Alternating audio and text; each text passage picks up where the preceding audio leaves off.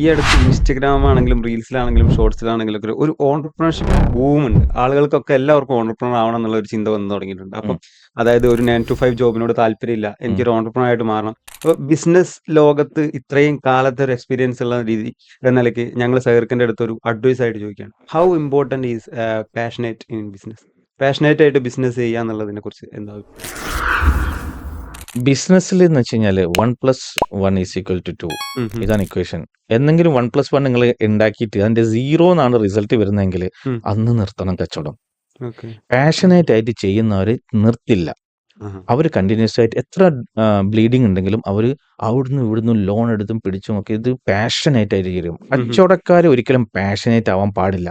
ഞാൻ പാഷനേറ്റ് ആയിട്ടാണ് സ്റ്റോറീസ് ചെയ്തത്. പക്ഷെ ഞാൻ എന്തോ ഇതിനെ രക്ഷപ്പെട്ടു. പക്ഷെ എന്നും ചക്ക വീണ ചാവില്ലല്ലോ.